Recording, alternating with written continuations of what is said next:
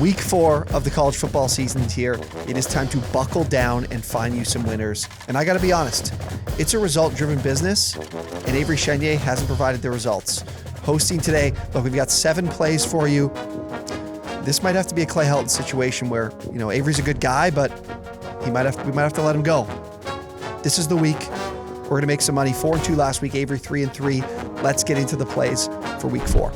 Okay, so I just got slandered by T-Mac on a show that I created, which was kind of bullshit.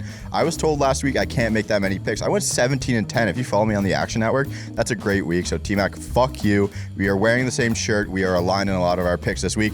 That means only good things, right? Let me get into some of these games. I have K-State at Oklahoma State to start off. K-State looked really good. Oklahoma State barely gets by a Boise State team last week. I'm going to take K-State on the road here. This is kind of a one that you say a home favorite, you need to take them. But K-State just looks so much better than Oklahoma State this year. K-State +6, run it down their throats.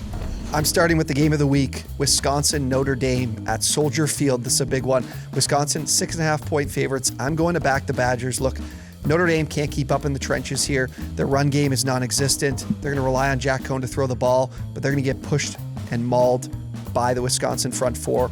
Wisconsin's going to run the ball 40 times in this game. They're going to cover easy. Give me Wisconsin -6.5. Next, we get into a game that has been chaos the last couple of years, Rutgers and Michigan. Michigan blew them out by like 70 points a couple years ago. Overtime game last year, I'm pretty sure. I'm just taking the over 49.5 points here. I think there's going to be some more shenanigans this year. Michigan looks really good. Rutgers hasn't looked that good. The Schiano man is going to get us some points for the Scarlet Knights. Michigan's going to do their part as well. Over 49.5. Next, Clemson heads on the road to NC State. The Wolfpack, many people have been impressed with so far this season. They did lose to Mississippi State just 2 weeks ago. Look, Clemson has struggled this year, and in large part due to their offensive line. I love DJ Uiagalelei. I think he has a huge bounce-back game here on the road. NC State doesn't have a great pass rush. He should be well protected. NC State, huge game for DJ. I think they win this game by 30. Give me Clemson -10. Next game, our boy Sam Howell is back. So North Carolina at Georgia Tech. I am taking the Tar Heels -13. They learned how to score last week. They figured all their shit out against Virginia. North Carolina goes on the road here. Georgia Tech is a horrible team. I think they have no problem covering this number at -13. I love the Tar Heels. Next, it's time for Spencer Rattler and the Sooners to show up. 17-point favorites here against West Virginia. This is a huge number. What I do like, though, about the Sooners in this game is the Mountaineers really struggled against Maryland in week 1 with that pace. I think Oklahoma just comes fast, comes furious in this game, covers the number. I know we're all off them right now, but I think they'll cover 17 points, win big against West Virginia, get a win that really makes them feel like they're deserving of this number 4 spot in the polls. Next, we're going to keep continuing to bet against bad football teams. The University of South Florida is a horrible football team. Brigham Young, BYU, the Cougars, they are favored by 23.5 points here. Yeah, it's a little much, sure, but USF is just so goddamn bad. I am taking BYU -23.5. The Cornhuskers going to East Lansing, Michigan State. Michigan State 5-point favorites in this game. In a conference game, I'm not really comfortable taking Michigan State -5. I like Nebraska +5 in this game. Kenneth Walker's been great, but Peyton Thorne, not a quarterback I want to back. Adrian Martinez has really improved the last couple weeks here. I'll take Nebraska. I'll take the Cornhuskers. I'll take Scott Frost in a road game. Conference game here, it's going to be tighter than those 5 points, so give me Nebraska. Next, we got Coach Hugh Freeze and the boys headed to Syracuse to play the Orange. Liberty, -6.5-point favorites on the road.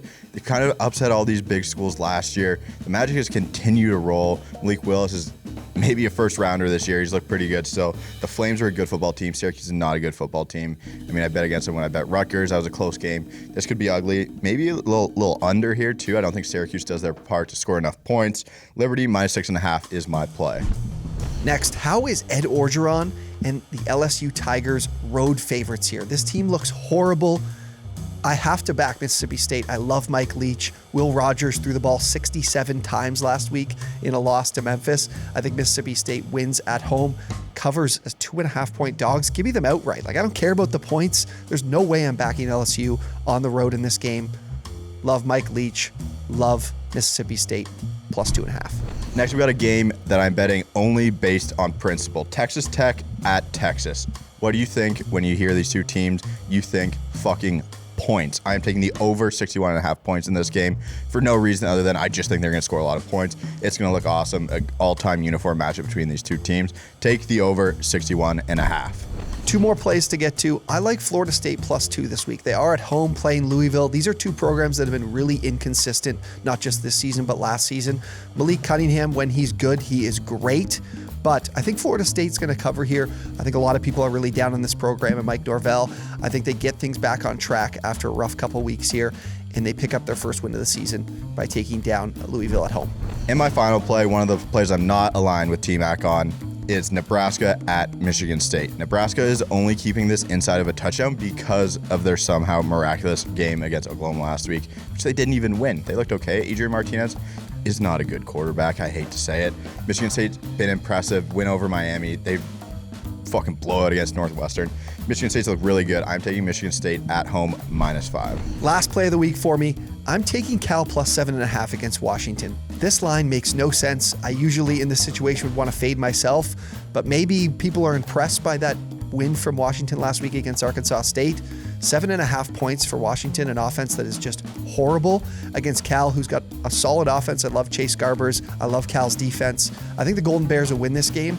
I don't know why they're 7.5-point dogs. This usually means bad news for me, but I'm going to stick with it. I'm taking Cal +7.5 against Washington.